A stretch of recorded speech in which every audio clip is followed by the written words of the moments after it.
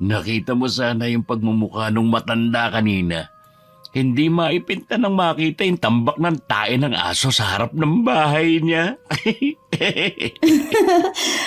Buti nga sa matandang yon. Matigas kasi ang ulo niya eh. Akala niya kaya niya tayo. Wala bang nakakita sa'yo ng mga kapitbahay? Wala naman. 4:00 pa lang na madaling araw ko yung ginawa. Tulog pa ang mga kapitbahay natin ng ganong oras. Kanina nga paglabas ko, saktong palabas na rin siya. Kaya kitang-kita ko reaksyon niya. Sarap talagang busitin ng matandang yon. Hanggang sa siya na mismo ang sumuko. Sana ma-stroke ulit para matigok na sa susunod. Sirang-sira talagang araw ko kapag nakikita ko siya. Pareho lang naman tayo eh. Pero mag-iingat ka. Baka mamaya may makakita sa ginagawa mo sa matandang yon. Tayo ang mabaliktad. Sino naman ang babaliktad sa atin? Sige nga. Takot lang ng ibang tao sa atin. Kapitan nga nangingilag sa atin eh. Mga kapitbahay pa kaya. Hanggang tingin lang ang mga yan. Habang mag-isa sa kabilang bahay ang matanda, gawin na natin lahat para masira na ang ulo niya. Sino naman ang may sabi sa'yo na nangingilag ang kapitan sa atin, ha? Di ba nga, hindi pinapansin ang sumbong ng matanda tungkol sa atin? Kasi nga, walang sapat na ebidensya. Kaya nga sabi ko sa'yo, mag-iingat ka sa ikinikilos mo. Baka mamaya tayo ang mabaliktad. Oo na. Nagpapaalala lang ako sa'yo, pero ituloy mo lang ang pamimirwisyo mo sa matandang kapitbahay natin, ha? Oo naman. Mag-isa lang nakatira sa bahay niya si Tio Natoy. May 5 taon nang patay ang kinakasama niya at wala sila naging anak. Pero ang babae may anak sa dati nitong asawa. Yun ay si Tina na kapitbahay lang din niya. Hindi naman lingid sa matanda ang ginagawa ng mag-asawa sa kanya. Pero pinagpapasensyahan na lamang niya. Mukhang busy kayo sa paglilinis, Tay. Huwag mo akong tawaging tatay. Dahil mula doon, hindi mo naman ako iginalang eh. Namatay lang si nanay ganyan na kayo. Akala mo yata hindi ko lamang ginagawa ninyong mag-asawa. Tinambak niyo na naman ang tayo ng aso sa harap ng bahay ko. May pruweba ba kayo na kami nga naglagay dyan? Hindi ko kailangan ng pruweba para lang masigurong kayong gumawa nun. Sagad hanggang buto ang kasamaan ninyo. Grabe naman kayo magsalita. Baka bumangon sa himlayan si inay. Kung bumangon man si Dolores, yun ay dahil hindi niya na masikmurang ginagawa ninyo. Ibigay niyo lang kasi ang hinihingi namin para matahimik na tayo pare-pareho. Ako lang naman na malapit ng kamag-anak wala nang iba. Hindi ba masapat ang bahay na tinitirhan nyo ngayon? Paano naman kami mabubuhay kung bahay lang ang meron kami? Siyempre, kailangan din namin ng pera. Pwes magbanat kayo ng buto. Hindi yung pati pensyon ko'y gusto ninyong kunin. May karapatan din kami doon. Kami ang tumitingin sa inyo dito sa bahay dahil mag-isa na lang kayo. Hindi ko kayo kailangan. Kaya ko ang sarili ko. Ang yabang na ninyo ngayon ha. Ano ba yung pinagmamalaki nyo ha? Wala akong pinagmamalaki. Umalis ka na nga dito kung ayaw mong isumbong ko kayo sa barangay. Nanakot pa kayo Wala namang silbi ang mga yon. Kayo mga walang silbi. Mga salot kayo. Salot pala ha? Sige, tingnan natin. Alam ni Tio Natoy na tatawagin ni Tina ang asawa. Pumasok na lang siya sa loob ng bahay at sinigurong nakalak ang mga bintana at pinto. Ilang sandali pa narinig na niya ang malakas at galit na boses ni Omer. Lumabas ka dyan, tanda! Ano sinasabi mo na salot kami mag-asawa? Ha? Lumabas ka dyan! Huwag kang magtago sa loob ng bahay mo! Harapin mo ako! Duwag ka naman pala Kung magsalita ka kanina, parang siga kang matanda ka. Subukan mo ulit na sabihan kami salot. May kalalagyan ka na sa akin! Nanginginig na yun sa takot. Tara na umuwi. Siguradong magtatanda na yon. Baka may makakita pa sa atin na kapitbahay. Hoy, tanda! Wala kang kakampi dito! Walang tutulong sa'yo kahit pagtulungan ka pa naming bugbugin! Narinig pa ni Tio Natoy ang pagkabagsak ng mga paso ng halaman na parang hinampas na matigas na bagay. Tumatawa pa ang mag-asawa habang palayo sa bakuran niya. Nakakalabas-masok ang mga yun sa bakuran niya dahil sira ang gate. Na ang mag-asawa din na may kagagawan. Kailan ba ako patatahimikin ng mag-asawang yun? Panginoon, gabayan niyo po sana ako sa araw na ito. Alam ko na makakapagpahinga pa rin ako kahit na may banta sa buhay ko. Ganon na naging buhay ni Tiyo Natoy mula na mawala ang kinakasama. Nasanay na rin siya na laging pinagbabantaan ng kanyang buhay. Ang tanging pinagsasabihan lang niya ng mga problema ay ang kanyang kapatid na babae na aking ina. Dahil sa labis na pag-aalala, napilitang lumuwas ang aking ina para damayan ng kapatid niya. Elvie, anong ginagawa mo rito? Hindi ko kasi matiis na hindi ka puntahan. Nag-aalala ko sa'yo. Sana hindi ka na lamang pumunta rito. Ayoko na pati ikaw madamay sa problema ko sapat na sa akin na nakikinig ka sa mga daing ko. Alam ko naman kasi na kapag sinabi kong iwan mo na lang ang bahay na to, hindi ka naman aalis. Kapag umalis ako rito, bibigyan ko lamang sila ng kasiyahan. Ano ba kasi ang hinahabol nila? Lalo na yung si Tina.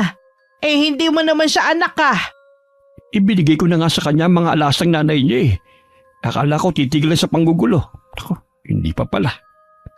Pinablatter mo na ba sila sa barangay? Ilang beses na. Pero hindi naman sumisipot. May mga pagkakataon pa nga na guguluhin nila ako tapos magugulat na lamang ako na nauna pa sila magreklamo sa barangay.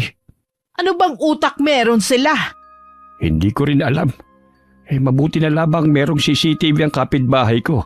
At ang lahat ng nirereklamo nila kitang-kita na sila mismong may kagagawan. At sa akin lamang ibinibintang. Ito bang bahay na to ang isa sa hinahabol nila? Bakit hindi mo na lang kaya ibenta? Ganun na nga siguro. Dahil wala naman akong katahimikan dito kaya lamang nakakaawa naman ang bibili kung sila naman ang guguluhin. Hindi naman siguro nila gagawin yon.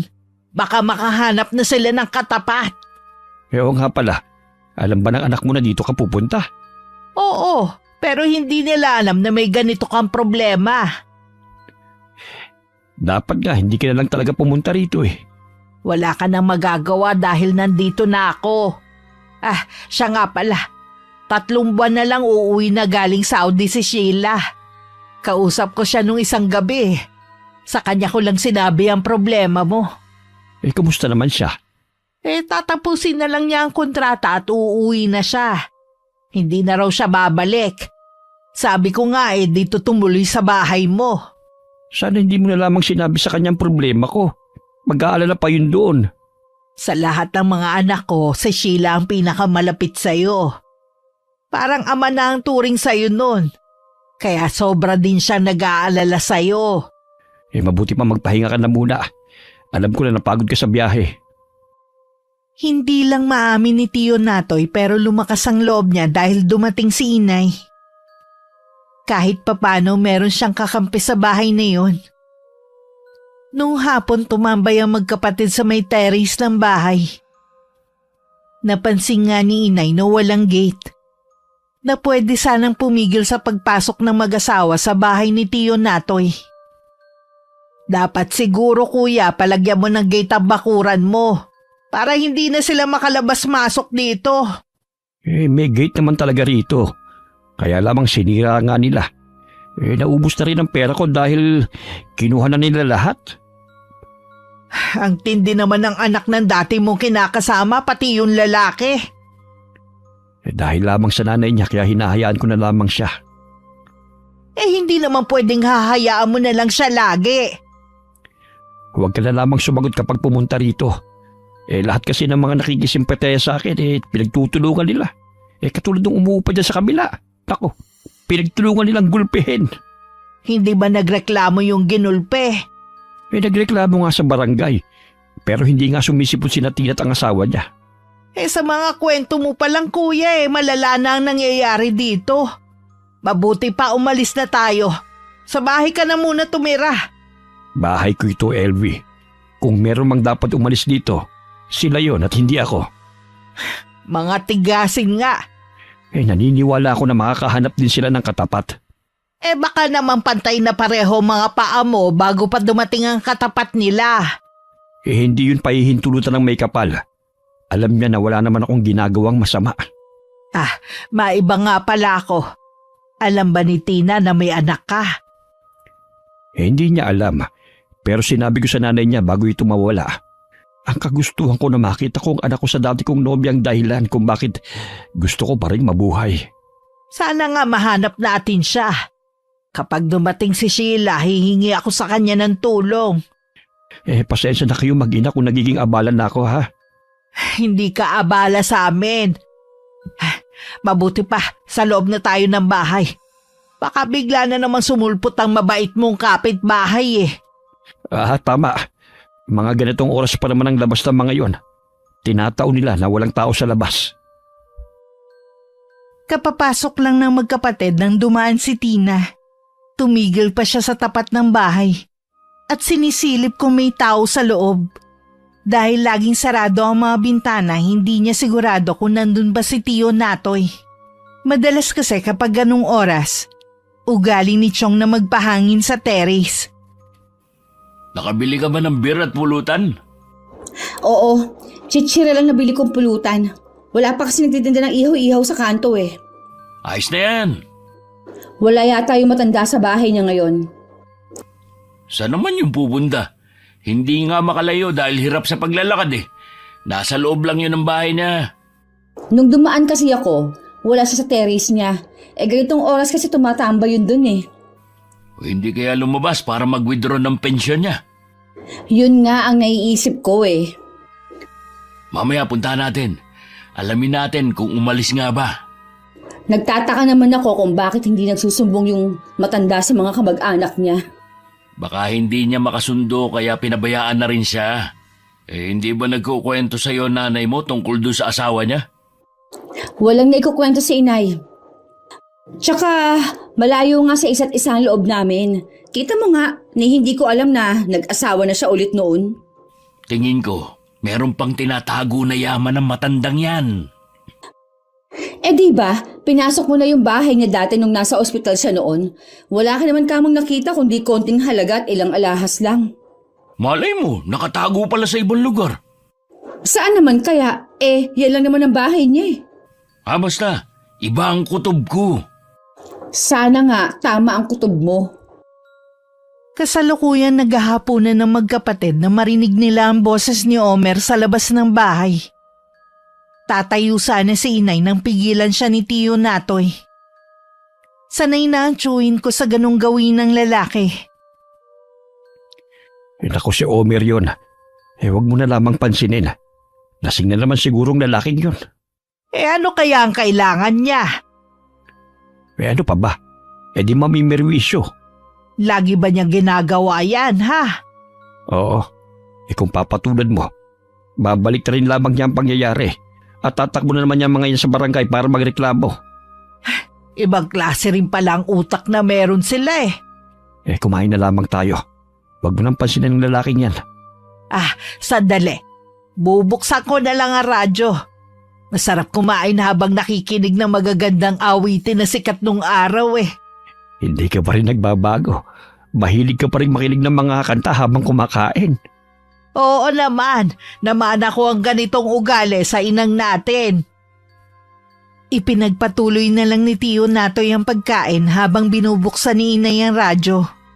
At naghahanap ng istasyon kung saan pinapatugtog ang mga lumang kanta noong araw. Nang marinig naman ng mag-asawa sa labas ang pagpapatugtog ng radyo, lalong umusok sa galit si Omer. Tarantadong matanda ka, ha? Nananadya ka ba, ha? Sabi ko lumabas ka, hindi magpatugtog ng radyo. Ano bang trip niya ngayon? Ikaw ang trip niya. Ano ba yan? Nakakagulat ka naman. Bakit yung pinto lang ang binato mo? Dapat yung bintana para mabasag. Sa susunod, bintana mo ng matanda ang babasagin ko. Patay mo yung radyo. Para ka walang kapitbahay, nakakabulahaw ka. Hoy, tandang Natoy! Alam ko naririnig mo kami. Lumabas ka dyan at makipag-usap ka sa amin. Huwag mo kaming daanin sa pagpapatugtog ng mga lumang kanta. Ayaw mo lumabas, ha? Sige, bintana mo ngayon, babatuhin ko!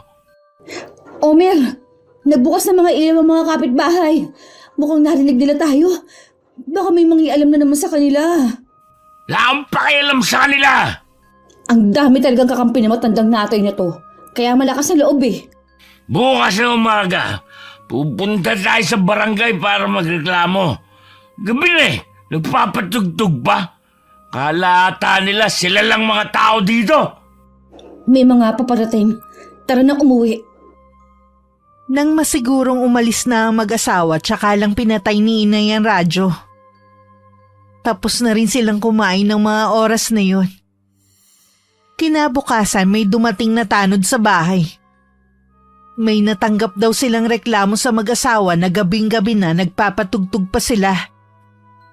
Kinontra naman yun ng isa sa mga kapitbahay ni Tio Natoy na nakasaksi sa mga pangyayari. Mabuti mabait ang isa mong kapitbahay at sinabi ko ano talaga ang nangyari. Sana lang wag siyang pag-initan ng mag-asawa. Bago lang siya nakatira dito eh. Kapatid siya lang may-ari ng kabilang bahay na yun sa dulo. Pangalawang araw ko pa lang dito sa bahay mo eh. Ang dami na agad ganap. Umuwi ka na lamang sa inyo. Ayaw kita madamay pa rito eh. Aalis lang ako kapag kasama kita. Tapos. Alam mo naman na hindi pwede. Eh di hintayin na lang natin si Sheila. Ano naman ang magagawa ng anak mo? Eh baka pati siya'y madamay pa sa problema ko. Magtiwala ka lang sa akin at kay Sheila. Meron ka bang inililihim sa akin? Iba kasi ang ngiti mo eh. Ano naman ang itatago ko sa'yo? Sa tanda ko ba namang ito eh, magtatago pa ako ng sikreto. Sige, sabi mo eh. Kahit pinipigilan ni Tio Natoy si inay na magwali sa labas, hindi siya nagpapigil. Sobrang dami na daw kasi ng mga tuyong dahon sa bakuran. Kahit wala namang puno sa loob. Diniligan na rin niya ang mga halaman. Habang nagwawalis, bigla namang sumulpot si Tina. Sino ka? Ano ang ginagawa mo rito sa bahay ni Tatay Natoy? Ikaw siguro si Tina. Anak ni Dolores. Ako ang kapatid ni Natoy. Ha? Kapatid ka ng matandang ni Tatay? Oo. Mas bata ako sa kanya ng ilang taon. May ilang araw ka na nandito. Pangatlong araw ko pa lang ngayon. Magtatagal ka ba dito? Oo. Dito muna ako titira para may kasama si Kuya Natoy. Hindi mo naman kailangan samahan si Itay dahil nandito naman ako. Kahit hindi ko siya tunay na ama, tatay na rin ang turing ko sa kanya. Parang hindi naman yun na nasaksihan ko sa ilang araw kong pamamalagi dito. Inireklamo niyo pa nga ang kapatid ko dahil daw sa pagpapatugtog ng radyo. Ako talaga ang nagbukas doon kasi naiingayan ako sa pagwawala ng asawa mo. Umalis siya sandali. Kalimutan na natin yun. Lasing lang kasi ang asawa ko kaya nagwawala siya. Meron lang din silang hindi pagkakaunawaan ni tatay. Nasaan pala si Tatay Natoy? Kukunin ba niya ang pension niya? Oo. At mamimili na rin ng mga gamot niya. Mamaya na lang ako babalik, Aling LV. Sige Iha. Itutuloy ko na rin ang ginagawa ko. Palingon-lingon pa si Tina habang naglalakad palayo. Baka sa kanyang mukhang hindi pagkapaniwala na may kasama na ang kanyang ama-amahan. Naabutan naman niya ang asawang si Omer na hawak ang baseball bat nito. Kamusta lakad mo? Nakausap mo si Kapitan? Wala siya doon eh. Yung konsehal lang na nandun na kakampi ni Tatay Natoy. May dinaanan ka pa ba? Ang tagal mo kasi. Alam mo bang nariyan ang kapatid ni Tatay Natoy? Ha? Kailan pa? Pangatlong araw na daw niya ngayon eh. Kaya palang malakas ang loob ng matandang yun dahil meron siyang kakampi. Hindi ko gusto ang tabas ng dila ng matandang babae na yon. Palaban eh. Ilan taon na ba? Senior na rin yon sigurado. O yun naman pala eh. Kaya mo na yun. Ano? Papatulan ka matandang yun na para ng nanay ko? O ano? Hindi mo naman siya kaano-ano. Sa bagay nga, baka maging hadlang pa siya sa mga plano natin eh. Ganun na nga ang mangyayari. Siguro nagsumbong si Tandang Natoy sa kapatid kaya pumunta dyan. Para naman siyang bata. Akala ko pa naman wala nang pakialam sa kanya mga kapatid niya kaya hindi siya pinupuntahan. Magpapasama rin lang eh, sa kapwa senior pa. Ano kaya magagawa nun? Ang seryoso nilang usapan ay nauwi sa tawanan. Naibsan din ang pag-aalala nila na baka maging hadlang ang nanay ko sa mga plano nilang mag-asawa. Nang mga sumunod na araw, nagigising si inay na puno ng mga basura ang loob ng bakuran nila. Naiiling na lang sila ng kapatid. Dahil alam naman nila kung sino ang may kagagawan nun.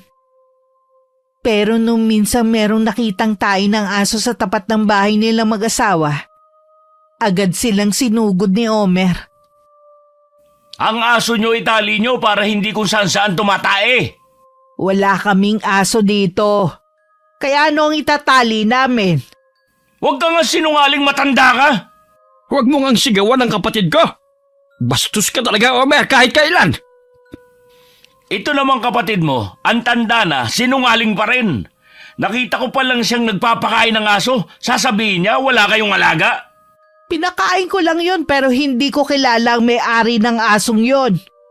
Bakit kasi nagpapakain ka ng hindi mo alaga? Nawili na tuloy dito. Hayun, sa tapat ng bahay namin tumae.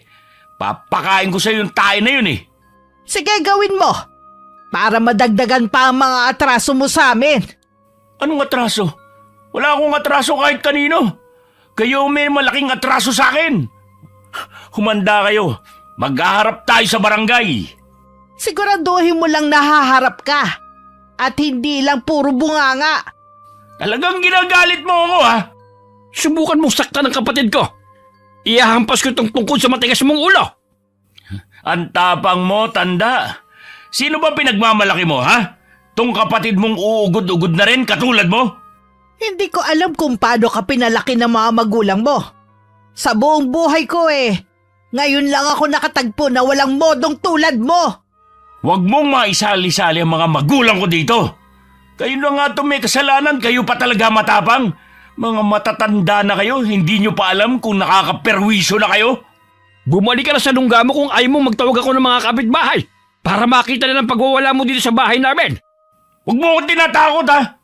Mga kapitbahay! Hinaharas na naman kami ng mabait naming kapitbahay! Natakot si Omer nang makita nagsilabasan ng mga tao sa kani-kanilang bahay. Tinapunan pa niya ng matalim na sulyap ang magkapatid bago lumakad palayo. Nagpasalamat naman si Tiyo Natoy sa mga kapitbahay niya. Grabe naman ang bunganga na lalaking yon. Mabuti na tagalan mo sila. Oo, hindi nga lamang si Dolores. Noon pa mabigat na ang loob ng asawa ko sa kanya. Ilang beses din niya kinausap noon si Tina. Pero hindi siya nakinig. Si Tina ba mabait noon? Nako, pasaway din. Hindi kasi siya lumaki sa ina kundi sa ama. Hindi namin alam kung anong naging buhay niya dati. Lalo pa sigurong lumala ang ugali na mapangasawa niya si Omer. Bagay nga silang magsama. Ganun na nga. Siya nga pala. Alam ko na mabait ka sa mga hayop pero tigilan mo na yung pagpapakain sa kanila para wala nang masabi ang mag-asawa. Nung bandang hapon may pumunta na naman sa bahay na barangay tanod. Nakatanggap na naman daw sila ng reklamo sa mag-asawa tungkol sa kanila. Sa pagkakataong yun matapang na silang sinagot ni Tiyo Natoy. Bakit ba kapag ang mag-asawa na yun ang nagrereklamo? Para kayong sinisili sa pagpunta rito. Pero kapag ako nagrereklamo, ang dami ninyong dahilan para hindi kami magkaharap-harap sa barangay. Haharap kami. Siguruhin nyo lamang na aasikasuhin nyo rin ang reklamo namin. Isasama ko lahat ng mga kapitbahay na handang tumistigo laban sa kanila. Pumunta nga si Nanay at Tiyo Natoy sa barangay pero hindi dumating ang mag-asawa. Naghain din sila ng reklamo pero hindi daw sila maaaring magreklamo. Dahil nauna na ang kabilang panig. Pareho naman daw ang kanilang reklamo kaya paghaharapin na lang sila. Sa nakikita ko Mas pinapaboran nila ang mag-asawang yon. Ganun na nga. Alam ko kasi kamag-anak ni Omer ang kapitan dito eh. Hindi ko lamang alam kung paano niya naging kamag-anak. Kaya naman pala eh. Siguro asahan ko ng lalo pang gugulo sa mga susunod na araw. Maghahanda na lang ako. Sinabi ko naman sa'yo umuwi ka na lamang sa inyo. Ang kulit mo din eh. Matigas din ang ulo mo, no? Hindi nga ako aalis kung hindi ka sasama. Huwag na natin yan pagtalunan. O siya, hindi na kita pipilitin. Oo nga pala. Tuwing gabi, kachat ko si Sheila. Nabanggit ko sa kanya ang problema mo rito. Sabi niya, magpapadala siya ng pambili ng materyales para maipaayos mo ang bakuran. Huwag na kamo. Ipunin na lamang niya yung pera para kapag umuwi siya rito ay meron siyang pampuhunan sa negosyo.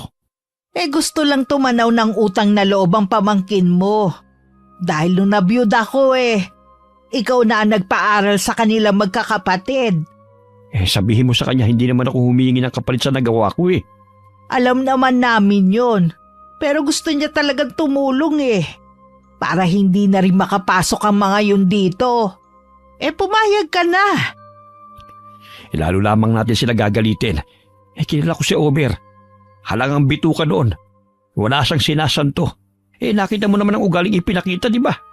Ano ba kasi ang gusto nilang mag-asawa, ha? Bakit ka ba nila ginugulo, kuya?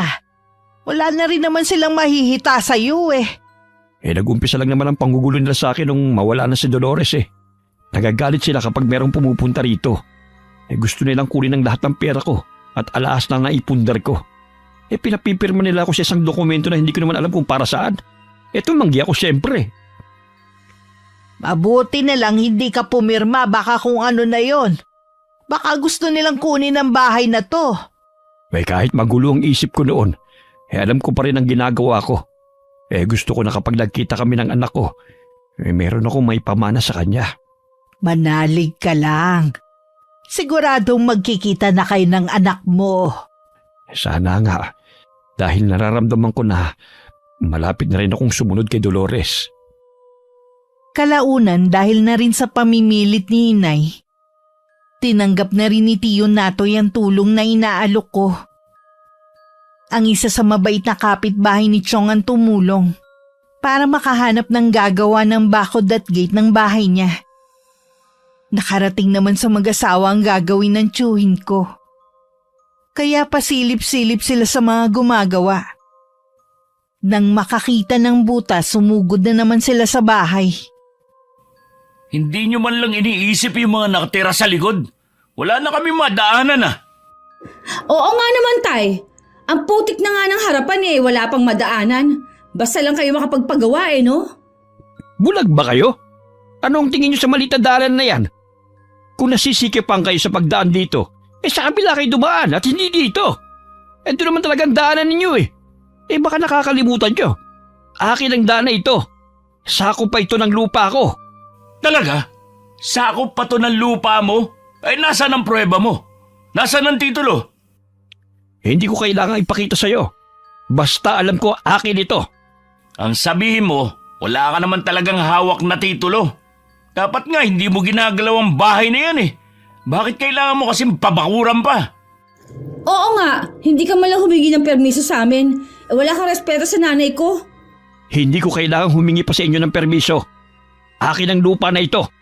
Nabili ko na ito bago pa kami nagsama ng nanay mo. Hindi nyo nga kayang patunayan na sa inyo to Kami kaya namin patunayan na kay nanay ito. Patunayan nyo at maghaharap tayo kahit saan. Hindi ko kayo uurungan. Ang yabang mo na Porket magpapagawa ka lang ng bakod, akala mo kaya ka ng protektahan yan? Tumawag na ang kapitbahay ng mga tanod. Anumang oras papunta na sila rito. Kayo pa talaga may gana magpatawag ng barangay tanod Tina, tara sa barangay at irereklamo natin ang magkapatid na ito. Tignan ko lang kung hindi mapatigil ang ginagawa nila. Kayo po talaga may gana manakot Sige, tingnan natin. Sige na, magreklamo na kayo doon. Huwag nyo nang abalahin ang mga gumagawa rito. Nang makaalis ang mag-asawa, Pinatuloy na ni Tiyo Natoy ang mga taong gumagawa. Pumasok naman siya sa loob ng bahay. Sumunod naman ang inay sa kanya. Ayos ka lang ba, kuya? Medyo nahihilo lamang ako. Ikukuha kita ng tubig. Maupo ka muna riyan. Gusto mo bang daling kita sa ospital? Hindi na. Mawawala rin mamaya. Tingin ko may halo na ring inggit ang ginagawa nila sa'yo, kuya. Siguro nga. Nag-aalala lang ako na baka magpapunta na naman siya ng mga pulis dito gaya ng dati. Ha? Bakit naman magsasama sila ng mga pulis hindi ka namang kriminal? At saka pinablatter mo ba yun sa barangay? Oo, pero wala naman silang ginagawang aksyon. Napapagod na nga ako.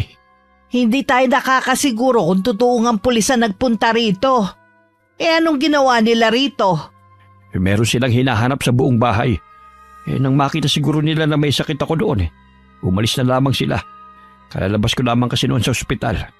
Ay, ang dami na palang masasamang nangyari sa'yo. Kung hindi pa ako nagpunta rito hindi ko pa malalaman. Sana mabilis lang matapos ang pagbabakod para matahimik na tayo. Ay, sana rin makauwi na si Sheila dito sa atin. Para siya ang haharap sa dalawang yun. Nang may dumating ulit ng mga tanod sa bahay, si nanay na lang ang humarap sa kanila. Sinabi ni inay sa kanila sa istasyon ng pulis na lang sila maghaharap. Parang natakot naman ang dalawang tanod sa narinig at mabilis nang nagpaalam. Doon nga rin napansin ni inay meron talagang sabuatan na nagaganap. Nang gabing yun tumawag ako para ipaalam na sa 1 buwan na ang uwi ko. Bakit mapapaaga yata ang pag-uwi mo? Namimiss ko na po kasi kayo, Nay. Nag-aalala din ako sa inyo ni Chong. Pwede ko po siyang makausap? Nako, Iha. Kahapon pa masama ang pakiramdam niya. Kakatulog lang niya ngayon Ganun po ba? Kawawa naman si Chong. Dapat sa edad niya, nag-e-enjoy na lang siya sa buhay, hindi yung binibigyan pa ng sakit ng ulo at problema. May gusto silang makuha sa tiyuhin mo. Alin po? Yung mga naipundar ng Chong nung binata pa siya? Yun na nga. Saan ba kumukuha ng kakapalan ng mukha ang mga taong yun? Hindi nga matatawag na legal na mag-asawa sina Tia Dolores at Chong dahil hindi naman sila kasal. At buhay ang tunay na asawa ng Chang. Alam naman nila yon. Lalo na ni Tina. Pero nagbubulag-bulagan lang talaga. Hintayin nila akong makauwi dyan. Kami ang magtutuos. Kaya nga gusto ko nang makauwi ka Patawarin ako ng Diyos pero sobra na kasi ang pang-aapi sa tiyong mo Tapos hindi pa makahingi ng tulong sa barangay dahil mas kampi sa mag-asawa. Kaya nga wala akong bilib sa barangay na yan Hindi pa tanggalin, wala namang silbi sa mga tao. Sa namumuno din kasi yan. Kung matino ba nalulutas sana ang mga problema ng bawat barangay. Kaya nga dapat wala ng barangay, ang nakikinabang lang naman sa kanila, yung mga kapamilya at mga kadikit nila. Kapag nawala ang barangay, saan nalalapit ang mga tao? Kung ako lang, sa munisipyo na lang lahat ilalapit ang mga problema. Doon itayo ang opisina ng barangay. Ikaw talagang bata ka. May galit ka pa rin talaga. Siguro naaalala mo ang ginawa sa'yo ng dati mong nobyo na kapitan, no? Hindi po ako ganun kadaling makalimot at hindi rin ako madaling magpatawad. Kaya yung dalawa na yan, makakatikim ng galit ko pag uwi ko dyan. Tama lang na sila ang umani ng galit mo. Kung makikita mo sana ang ginagawa nila, parang may mga sapi na. Konting tiis na lang po, malapit na akong umuwi. Mag-iingat po kayo ni Tiyo Natoy dyan.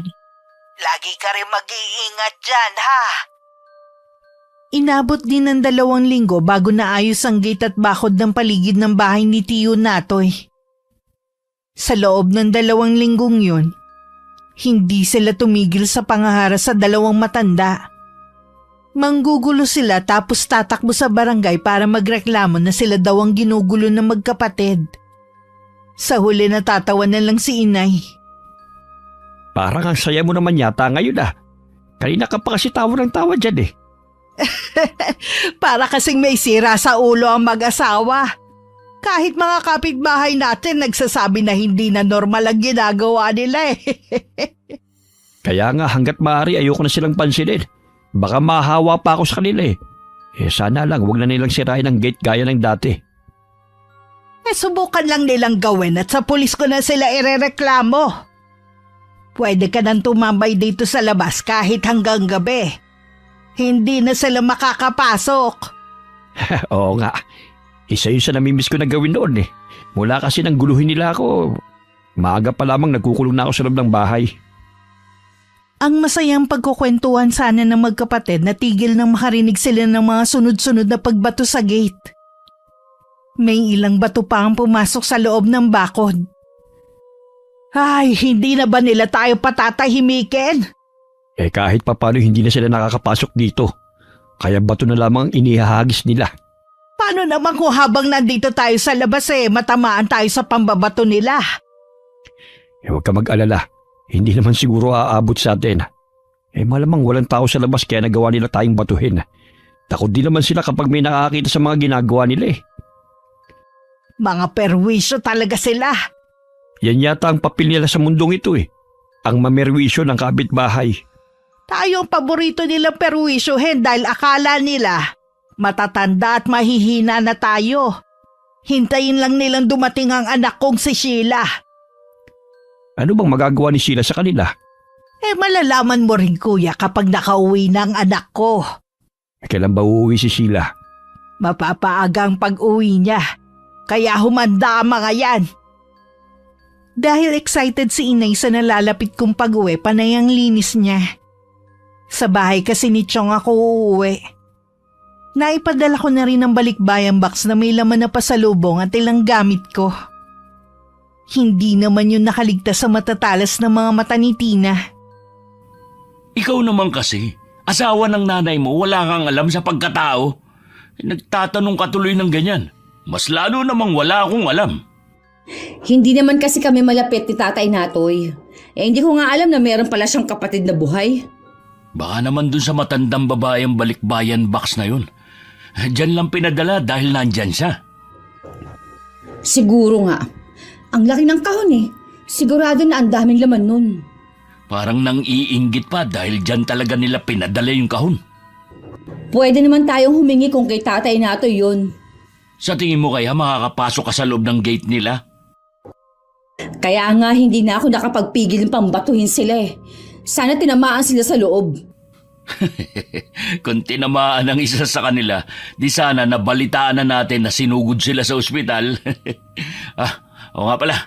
Ikaw na muna bahala dito ah. May aasikasuhin lang ako. Tungkol ba yan sa reklamo natin sa magkapatid? Oo. Ayaw na kasi makailam sa atin ng kapitan eh. Sinisilip na daw siya ng isang konsehal na walang ginagawang aksyon sa panghaharas natin sa dalawang matanda. Sino ba yung konsehal na yun at nakikialam siya? Saka napapansin ko, lahat ng mga kapitbahay natin, laging nakabantay kung may gagawin tayong hindi maganda sa magkapatid. Huwag mong sabihin na naduduwag ka na. Hindi ah. Gusto ko lang mag-ingat. Baka mamaya makunan tayo ng video na hinaharasin dalawa. Baka mag-viral pa tayo. Tayo lang ang lalabas na masama. Gusto ko sumikat pero hindi sa ganung paraan. Sa bagay nga. Tsaka, habang nandyan ang kapatid ni Tatay Natoy, mahihirapan tayo na makalapit sa kanya. Kaya kailangang mawala na siya. Paano kaya? Bahala ka na mag-isip kung paano. Ay sige, alis ako. Mamaya na lang ulit.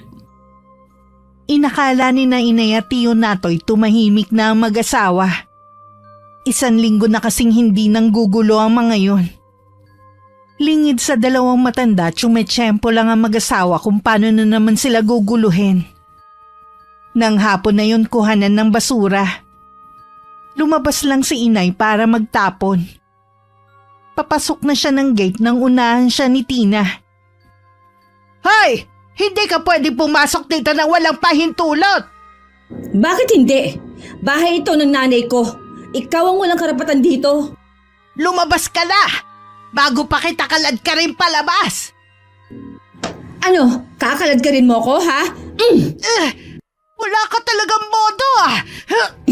Ano? Lalaban ka? Huh? Itigil mo ang pagtulak sa kapatid ko! Siya ang nauna eh. Kakayag ka rin daw ako palabas. Eh, ano ba kasing ginagawa mo rito? Paalisin niyo na ang matandang to sa bahay ni nanay. Dahil kung hindi, magpapapunta ako ng mga pulis dito. Ikaw ang umalis. Wala kang karapatan dito. Anong wala? Pag-aari ito ni inay. May katibayan ka ba? Oo, hintay mo dumating si Omer at dala niya ang pruweba. Wala nga kayong parehong trabaho eh.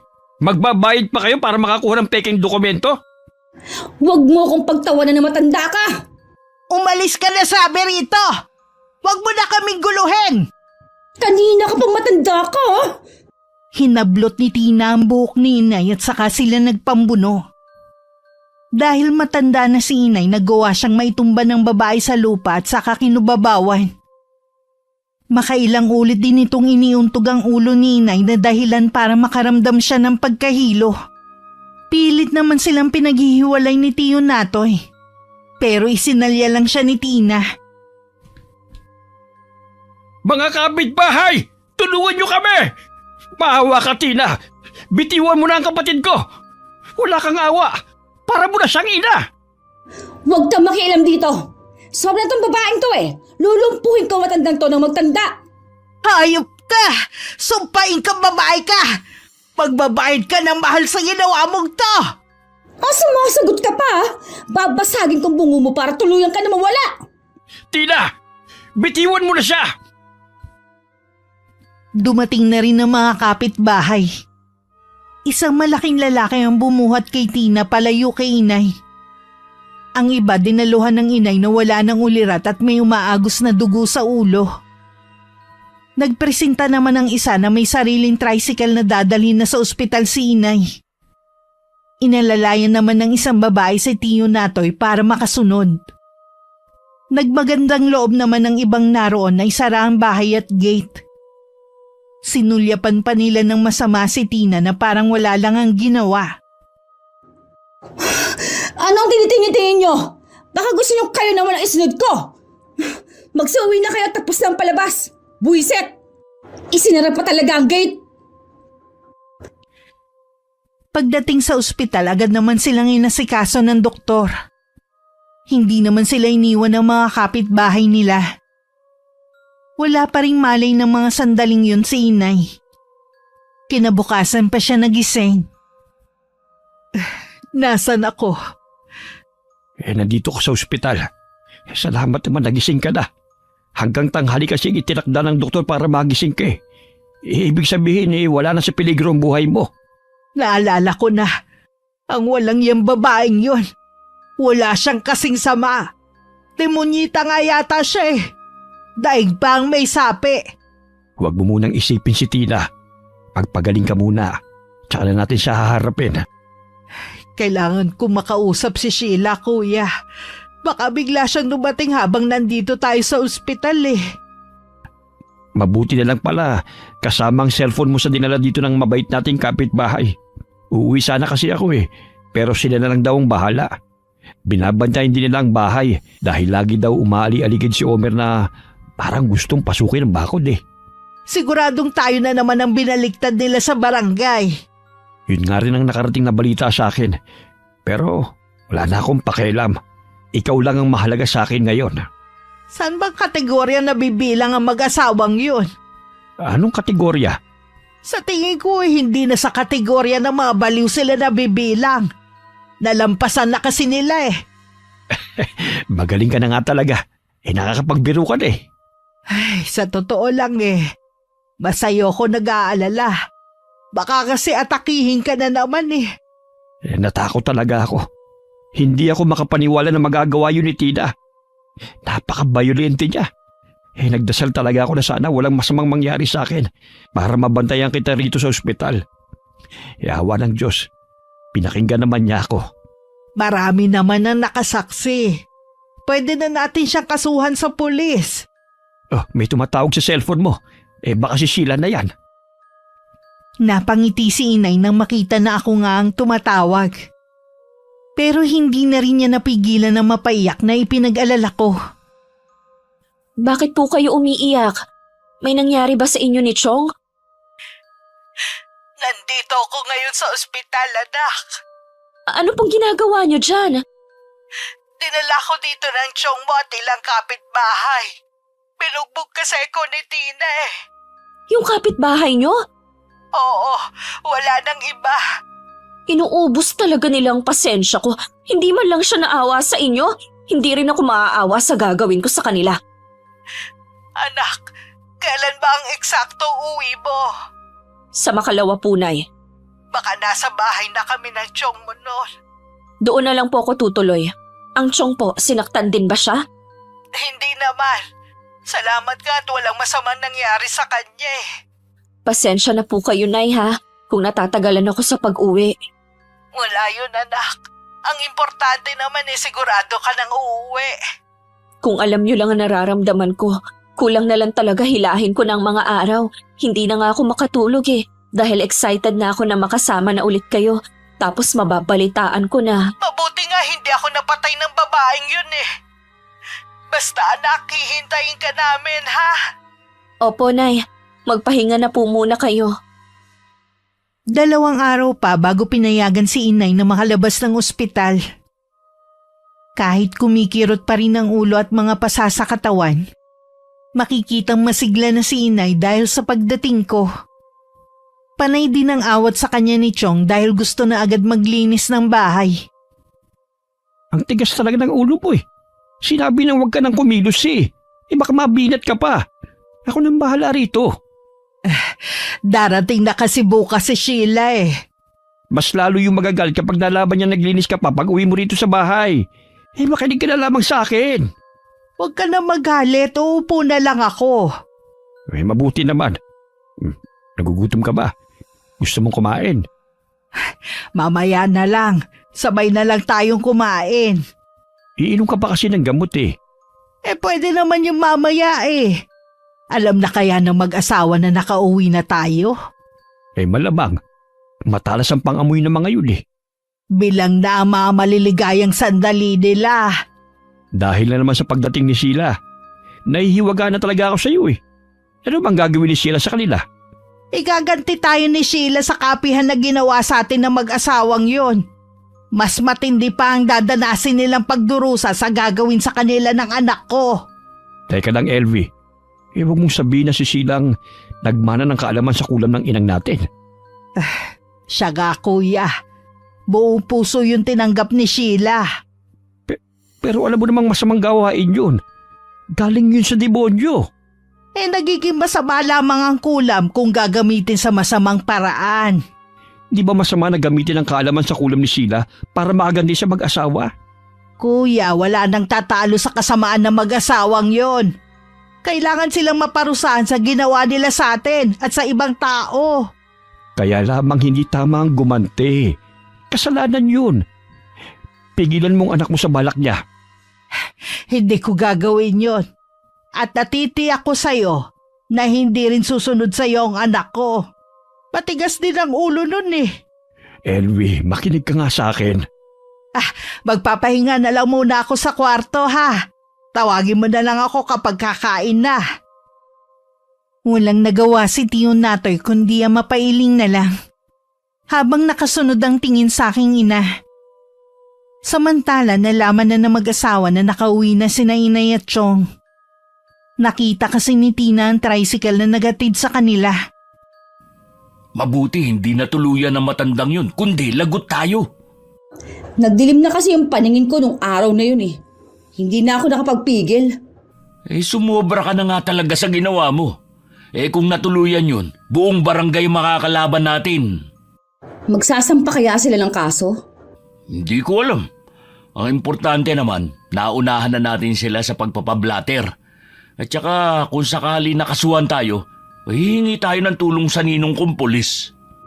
Akala nila makakaisa na sila ha? Sa ngayon, kailangan muna natin magpalamig. Makakalimutan din naman ng mga tao ang ginawa natin eh. Oo nga. Tsaka malay mo, dahil sa ginawa ko sa matandang babae na yun, matakot at umalis na. Isama na sana niya si Tandang Natoy para sa atin ang bahay na yun. Oo nga pala, meron ka na bang dokumento na nagpapatunay na kay Inay ang bahay na yun? Wala pa eh. Ang laki kasi ng hinihingi sa akin. Buti sana kung nasa atin pa ang ATM nung matanda. Komportable na sana tayo ngayon. Wala tayong magagawa. Ipinabalik sa kanya ang ATM niya sa barangay noon.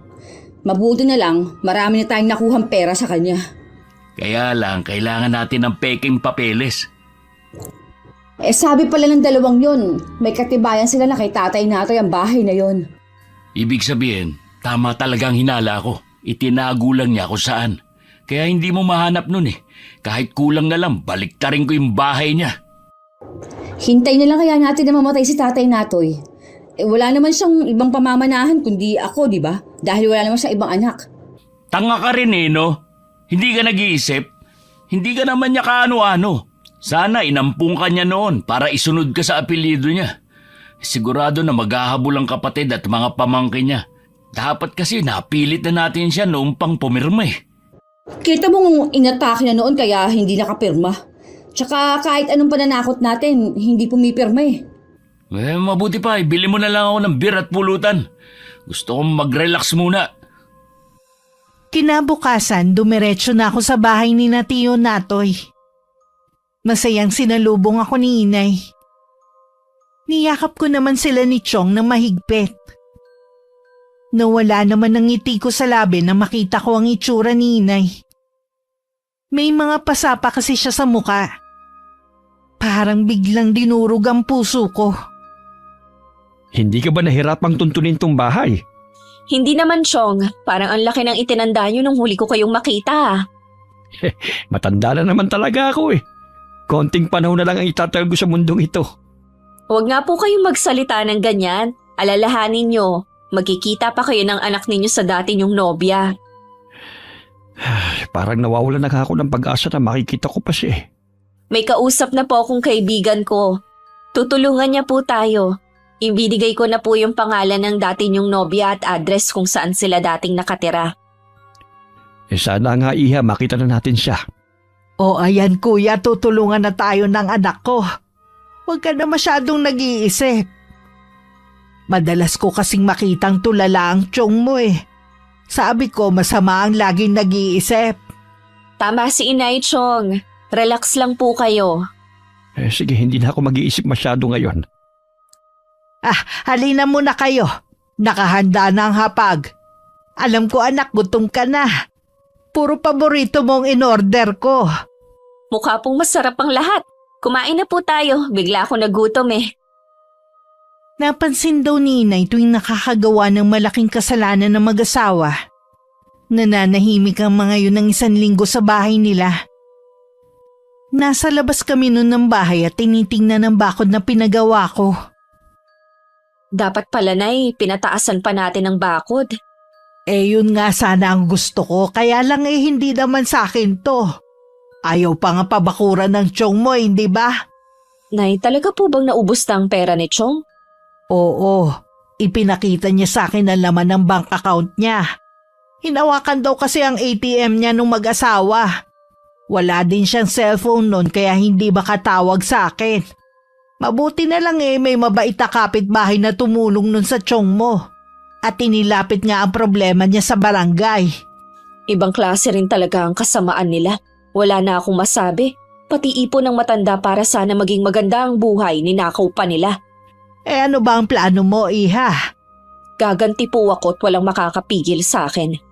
Ang Tiyo Natoy mo kasi tutol sa plano mo eh. Wala na po siyang magagawa pa. Buo na ang pasya ko. Nakahanda na rin ang lahat. Ang kailangan ko na lang, makita ang mag-asawa. Isagawa mo na lang kaya kapag nakita na ang nawawalang anak ng tiyong mo. Kapag pinuntahan niya yon, di wala siya rito sa bahay. Malaya ka na magagawa ang gusto mo. Ayos sana po yan, pero paano kung matagalan pang paghanap sa anak ni Chong? Sa bagay nga. Kating-kati na rin ako na maiganti kayo sa ginawa ni Tina sa inyo. Siguradong kapag nalaman na may ibang tao dito, susugod yun. Mabuti, para makaharap ko na siya. Nang sumunod na araw, sinadya kong iwang bukas ang gate. At malaki rin ang pagkakaawang nito. Nasa bakuran ako at inaalisan ng mga tuyong dahon ng mga halaman ni Tiyo Natoy. Wala din ng inay at tiyong ng araw na yun. Pumunta sila sa doktor para magpa-check up ang tiyuhin ko. Kahit nakatalikod ako, naramdaman kong may pumasok.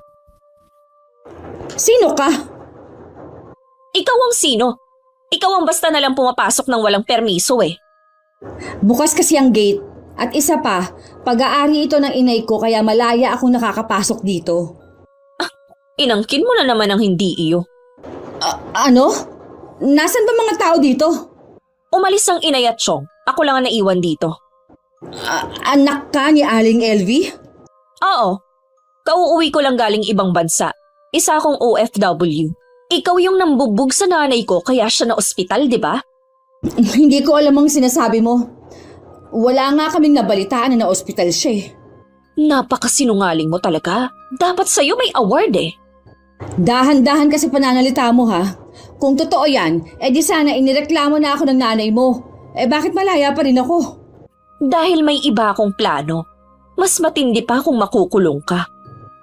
Ano ang ibig mong sabihin? Malalaman mo rin sa mga susunod na araw. Mabuti naman na nandito ka. Umalis na kayo sa bahay na ito at isama mo na ang inay mo. Kami kasi ang may karapatan dito. Hintayin mo ako dito. Meron lang akong kukunin sa loob. Iniwan ko sandali si Tina sa labas. Pagbalik ko, parente na siyang nakaupo sa may terrace. Inabot ko naman sa kanya ang mga dokumento. Habang binabasa niya yun, nag-iiba ang ekspresyon ng mukha niya. Siguro naman, alam niyo na kung saan kayo lulugar ng asawa mo.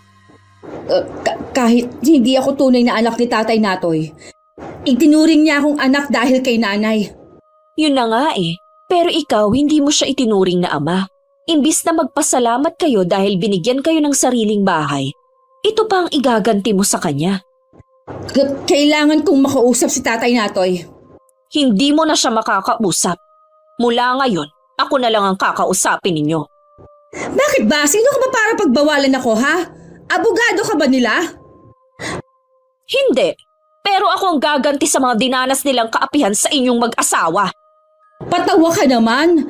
Yung mga taga rito nga walang nagawa, ikaw pa kaya? Mabuti pa, bumalik ka na lang sa ibang bansa kung saan ka nang galing.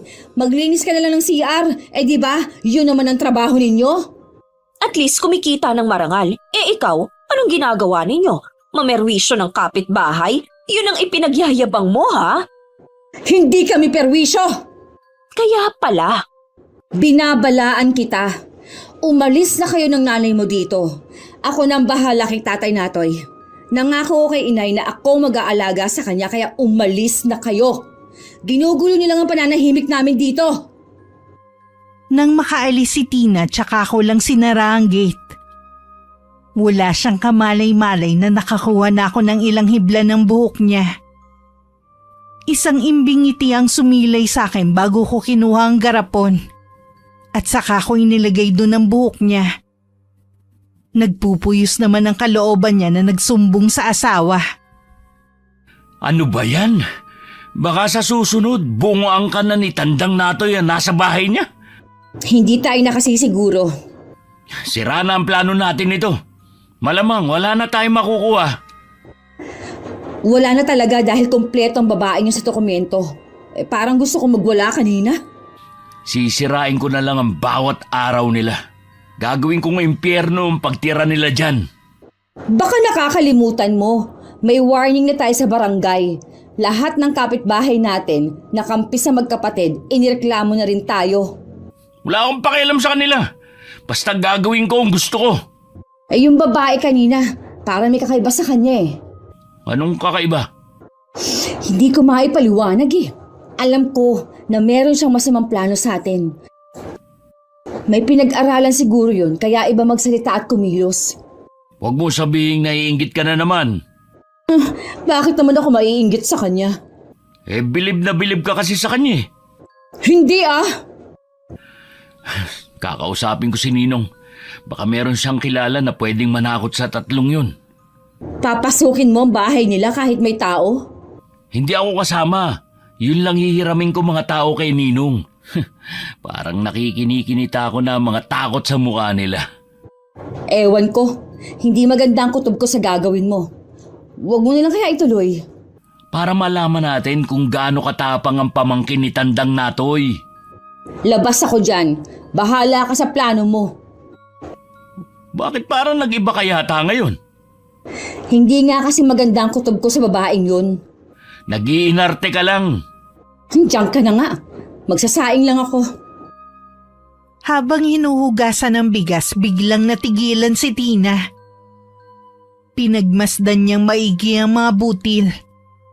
Dahil nagtataka siya bakit parang may gumagalaw. Ganun na lang ang pagkagulat niya nang makita na puro uod yun. Isang malakas na tili ang pinakawalan niya. Ano nangyari? Bakit ka sumigaw? Yung kaldero puno ng uod. Hindi pala. Yung mga butil lagi mga uod. Ha? Hindi kita maintindihan. Tingnan mo na lang kasi. Kahit si Omer natakot sa nakita. Bahagya pa siyang napaatras at nagtayuan pa ang mga balahibo sa buong katawan. Paano nangyari yun? Hindi ko rin alam. Bigas naman ang nasa lagayan natin eh. Imposible naman na pareho tayong namamalikmata lang. Totoo ang mga nakita natin. Mahirap lang talaga ipaliwanag. Huwag na muna tayong kumain ng kanin. Para kasing babaliktad ang sikmura ako eh. Nawala na rin ako ng gana eh. Matutulog na lang ako. Naging palaisipan man sa mag-asawa na saksihan. Kahit gusto man nilang masagot ang kanilang mga katanungan, mas pinili pa rin nila na manahimik na lang. Natuloy din ang masamang balak ni Omer sa amin. 3 kalalakihan ng tahimik at maingat na pumasok sa loob ng bakuran. Pero bago pa man sila makapasok sa loob ng bahay, sinalubong na sila ng mga baging na naging mga sawa. Kinabukasan galit na tinawagan ng ninong niya si Omer at sinabi ang nangyari. Bakit ganyan ang mukha mo? O anong sabi ng ninong mo? Hindi ko kasi maintindihan ang sinasabi niya.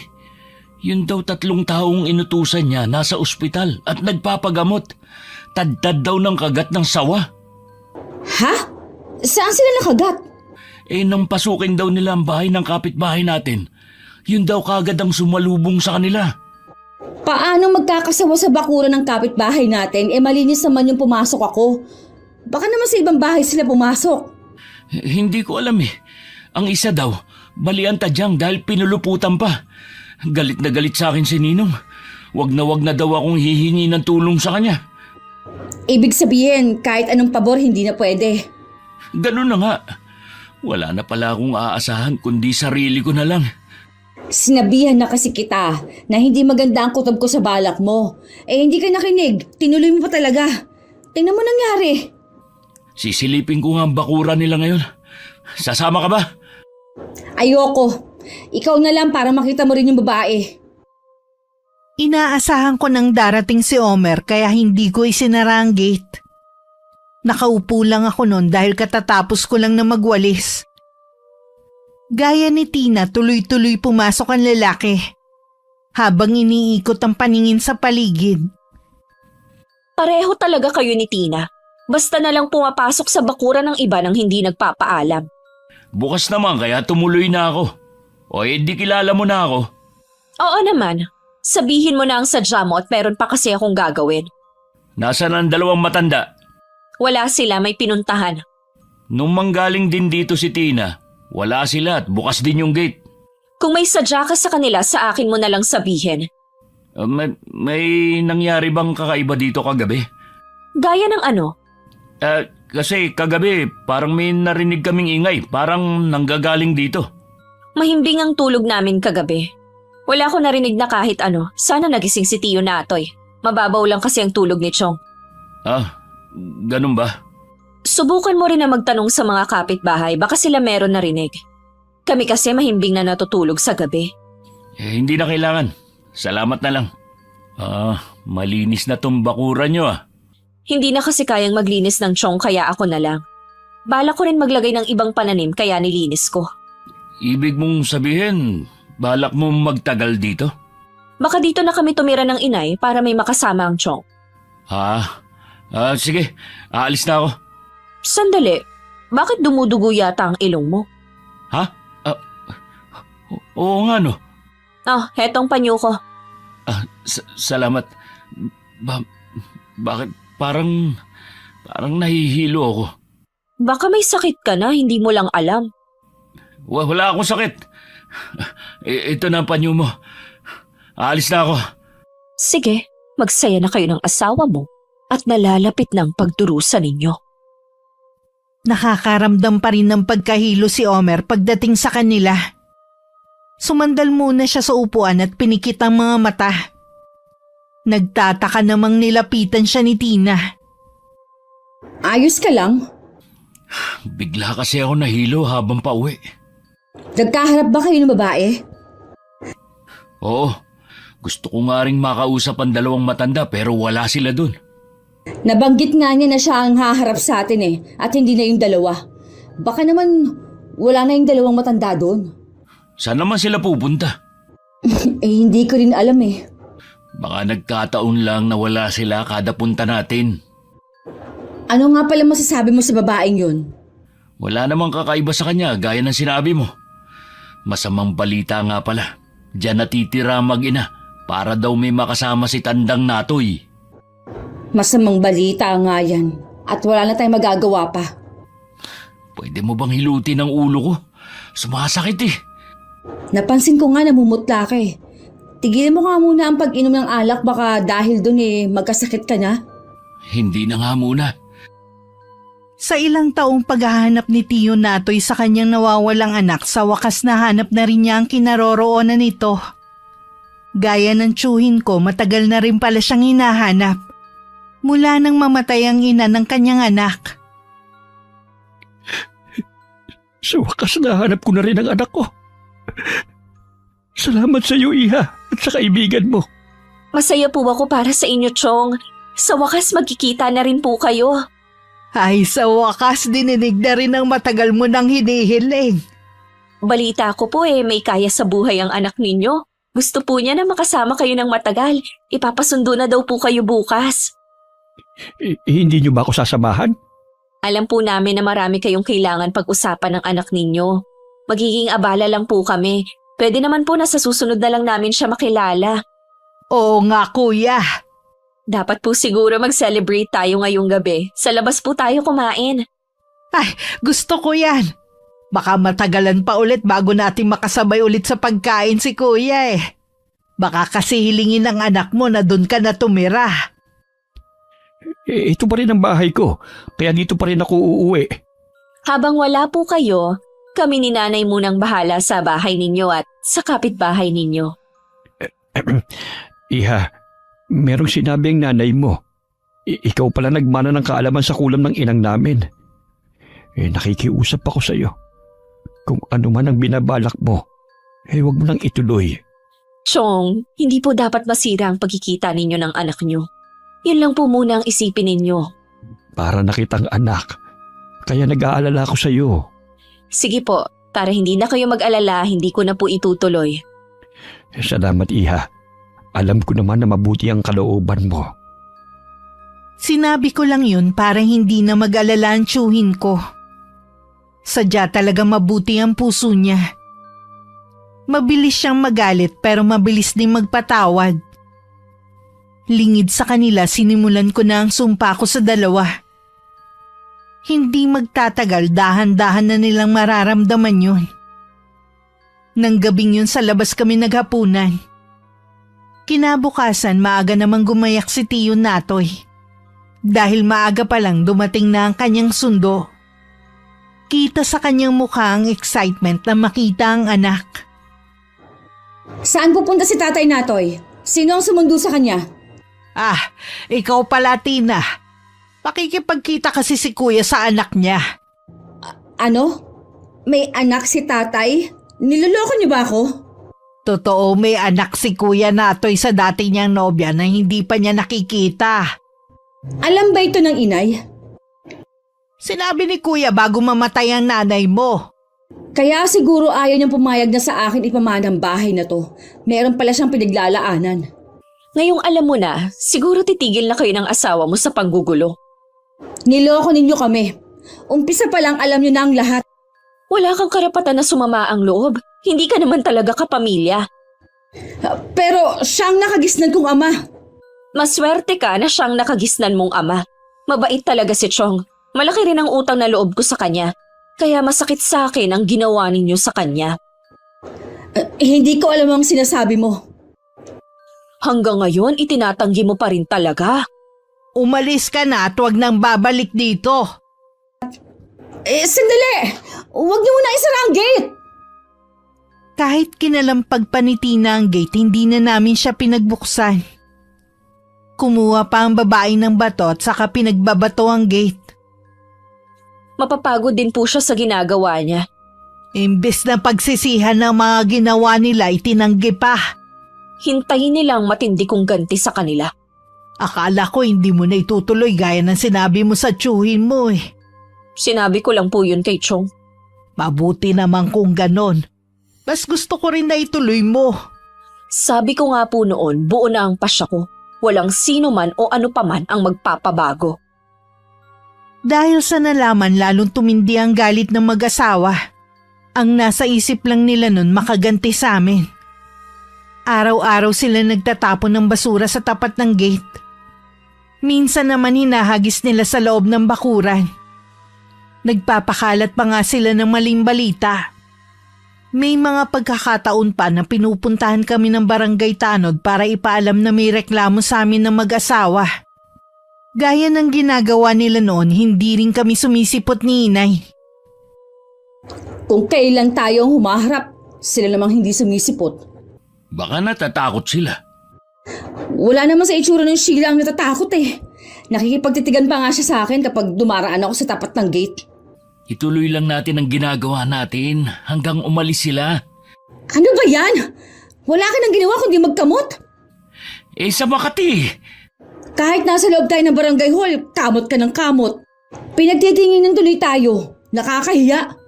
wala akong pakialam sa kanila, no? Ay, mabalik tayo sa pinag-uusapan natin. Paulit-ulit na lang ang ginagawa natin eh. Ibahin naman natin. Wala na akong maisip eh. Kung makakapasok sana tayo sa loob, mas maganda sana. Ha? Oh, sandali lang. May kumakatok sa may pinto.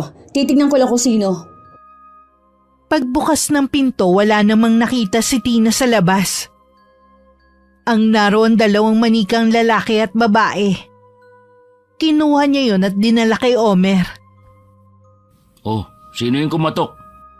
Walang tao sa labas eh. Itong mga manika lang na itong nakita ko sa labas. Alangan naman ng mga yan ang kumatok. Hindi ko naman sinasabi ng mga itong kumatok, no? Baka mga bata't iniwan sa harap ng pinto. Anong gagawin mo dyan? Dito na lang muna. Baka balikan ng mga bata eh. Para malaman ko rin kung sino nang mapagsabihan ko rin. Ang pangit naman ng mga yan. Halatang luma na. Oo nga eh. Kapag wala pa rin kumuha, itatapon ko na lang sa basurahan. Mga kabataan talaga ngayon. Puro kalokohan ng alam. Nawala na rin sa isip ni Tina ang tungkol sa mga manika. Tuwing mag-isa siya sa bahay, pakiramdam niya laging merong nagmamasid sa kanya. May mga pagkakataon din na nakakarinig siya ng mga yabag ng paa.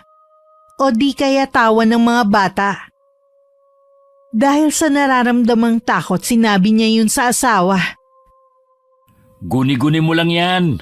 Ang tagal na nating nakatira dito, ngayon ka pa ba matatakot? Sigurado ako sa nararamdaman ko, Omer. May iba tayong kasama sa bahay na to. Bakit ngayon lang nga? Sige nga, ipaliwanag mo. Hindi ko rin alam. Teka, yung mga manika. Huwag mong sabihin na nandito pa sa bahay ang mga yun. Nawala na nga sa isip ko eh. Wala naman na kasing kumukuha. Omer, kinuha mo ba ang mga manika dito? Hindi ah. Hindi ko nga alam na hindi mo pa pala tinatapon eh. Nawawala kasi doon sa pinaglalagyan ko. Baka nilipat mo sa ibang lugar o di kaya naitapo mo na. Nakalimutan mo lang. Hindi naman ako ulyanin na katulad mo, no? Sigurado ako na nandito pa sa bahay ang mga yon. Tulungan mo na nga lang akong hanapin. Napapagod ako eh. Sige na, Omer. Pakiramdam ko may kinalaman ng mga manika na yun sa nangyayari dito sa bahay eh. Pati yung mga manika pinagdidiskitahan mong gumagawa ng kababalaghan. Sigurado ako na hindi ko pa yun na itatapon. Nasa na kaya mga yun? Kung gumagawa nga ng kababalaghan ng mga yon, hintayin mo na lang na magpakita ulit. Buwisit talaga! Nananakot ka pa eh! Joke lang! Masyado ka kasing seryoso eh. Oh, ayan. Natulala ka na dyan. Bigla ko kasi naalala yung mga kakaibang pangyayari sa atin eh. Mula lang naman nang dumating si Sheila. Hindi kaya siya ang may gawa ng lahat ng ito? Ordinaryo lang naman ang tingin ko sa kanya. Lalo lang akong kinukutuban ng hindi maganda. Ay naku, mabuti pa magpahinga ka na lang muna sa kwarto. Tingin ko pagod lang yan. Ako nang bahala maghanap sa mga manika mo. Mabuti pa nga. Nahihilo na rin kasi ako eh. Doon na muna ako sa kwarto. Nang makita ni Omer na pumasok na sa kwarto ang asawa, bumalik siya sa pagkakaupo. At kinuha ang cellphone at saka tinuloy ang ginagawa. Ilang sandali lang nakarinig siya ng mga yabag sa likuran niya. Papunta sa kusina. Pabalik-balik yun na parang tumatakbo. Akala ko ba matutulog ka? Bakit palakad-lakad ka dyan? Walang tugon na narinig si Omer. Pero patuloy ang mga mabibilis na yabag. Dahil naaabala sa ginagawa, tumigil muna siya at pumunta sa kusina. Pero wala naman dun ang asawa. Nang silipin niya sa kwarto, nakahiga ito at nakapikit ang mga mata. Totoo nga yata ang sinasabi ni Tina tungkol sa mga manika na yon. May mga gabi na sabay na nilang naririnig ang mga yabag at takbuhan sa loob ng bahay. Maging ang mga tawanan na nagmumula sa mga manika. Ilang gabi rin silang pinupuyat ng mga kababalaghan. Hanggang isang umaga bigla na lang nagpakita ang mga manika sa sofa. Sa galit ni Omer, inihagis niya sa saigang isang manika. Kasabay ng malakas na sigaw ni Tina. Anong nangyari sa'yo? Bakit bigla ka nalang humiga dyan sa sahig? Hindi ko maigalaw ang buo kong katawan eh. Pakiramdam ko hinagis ako. Ha? Yung manika lang naman ang hinagis ko ah. Hindi ko alam, basta ang sakit. Teka, kukunin ko ang manika. Pipisilin ko yung braso. Aray! Ang braso ko! Ha? Namula nga ang braso mo. Ibig sabihin, ikaw ang manika na to. Kung ano ang mangyayari sa manika, ganun din sa atin. Sino kaya ang may gawa nito? Anong binabalak niya? Dadaling ko to sa simbahan. Hintayin mo na lang ako rito. Iniwan ni Omer ang asawa sa sofa at saka umalis. Malapit lang naman ang simbahan sa kanila. Ngunit pagpasok pa lang nakaramdam na ng matinding pagkapaso si Omer. Bigla kasing lumiyab ang mga manika. Agad niyang pinatay ang apoy. Kung masusunog ang mga manika, ganun din kami ni Tina. Oo nga pala, ang asawa ko. Baka kung ano na nangyari sa kanya. Sa pagmamadaling umuwi ni Omer sa kanila, hindi na niya ako napansin na nakatayo sa may gate. Pagdating sa kanila, naabutan niyang umiiyak ang asawa. Habang sunog ang kalahating muka at braso. Ano nangyari? Hindi ko pwedeng dalhin ang mga ito sa loob ng simbahan. Dahil kapag nasunog ang mga manika, pati tayo masusunog. Ayoko pa mamatay. Hindi tayo mamamatay. Kung si Sheila nga nasa likod nito, kakausapin natin siya at aalamin kung ano ba ang kailangan niya. Siguro ang gusto niya, tigilan na natin ang ginagawa natin panggugulo sa kanila. Sundin na lang natin ang gusto nila. Baka ito lang ang paraan para mawala ang sumpa sa atin. Hindi tayo nakakasiguro na uubra nga yan. Yang pride bomb papatay sa atin eh. Kung ayaw mo magpakumbaba, ako kaya ko para lang mabuhay pa ako. Paano kung ang kondisyon ng babaeng yun ang umalis tayo sa bahay na ito?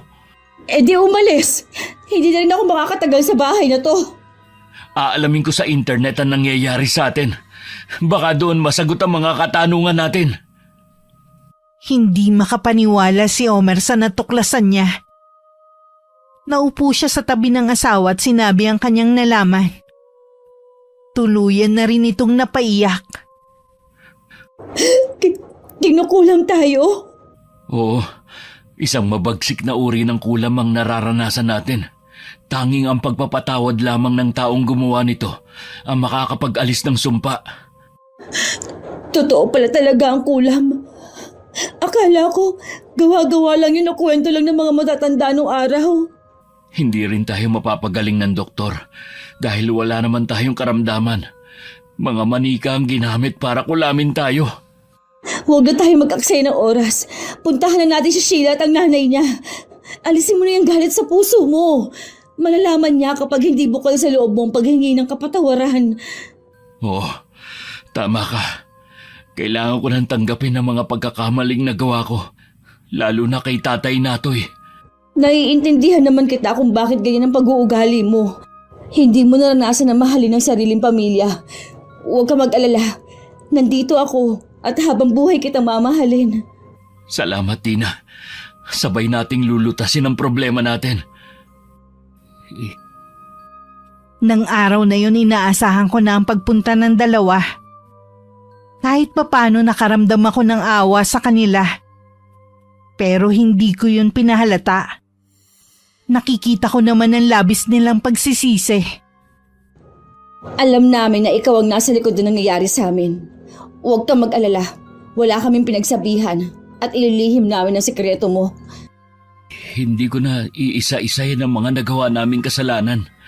Sa totoo lang, nahihiya ako dahil sa mga nagawa ko.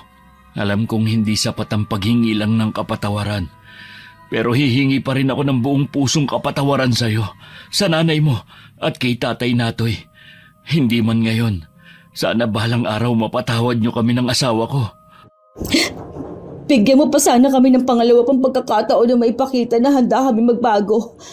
Balak na rin namin magpakalayo-layo para hindi na maalala ng mga taong ginawa namin mga kasalanan. Nakikita ko naman na taos-puso kayo nagsisisi. Sino ba naman ako para hindi kayo patawarin? Tao lang din ako gaya nyo na nagkakasala din. Ginawa mo lang ito dahil na rin sa kasamaan. Gusto ko rin magpasalamat dahil kung hindi mo ito ginawa, malamang hanggang pagtanda, hindi namin maiisip na magbago. Babawiin ko na ang sumpa kapalit ng pagbabago ninyo at pagtago ng aking sikreto. Makakaasa ka. Dadalhin namin hanggang kamatayan ang sikreto mo. Binawi ko na rin ang sumpa ko sa mag-asawa. Nalaman na rin namin na umalis na sa lugar ang dalawa at walang nakakaalam kung saan sila pumunta. Ipinagdasal ko pa rin na sana mahanap nila ang kaligayahan at katahimikan sa pupuntahan nila. Sigurado na magugulat ang tiyo Natoy mo kapag umuwi na siya rito. Matatagalan pa po siguro siya makakauwi, lalo't may apo na pala siya. Nawili na siya dun eh. Sa wakas naging masaya na ulit ang kapatid ko. Tahimik na rin ang lugar na ito. Pinahanga mo ko, anak. Hindi ka pa rin nagpadala sa galit mo. Lahat naman po ng tao may karapatan sa pangalawang pagkakataon, lalo't nagsisisi naman sila. Tama ka. Sigurado na maraming natutunan ng mag-asawa sa nangyari sa kanila. Ako din po, Nay, meron ding natutunan. Lagi pa rin natin piliin ang maging mabuti sa kapwa. Huwag padadaing sa bugso ng galit dahil madalas laging mali ang nagagawa nating desisyon. Hindi ko na rin ginamit muli ang kaalaman ko sa kulam. Ibinaon ko na yun sa limot. Tuwing meron nagkakasala sa akin, idinadaan ko na lang sa dasal. Alam ko kasing mas mabisa yung sandata. Mas mapapalapit din ako sa Panginoon dahil sa aking pananampalataya. Wakas,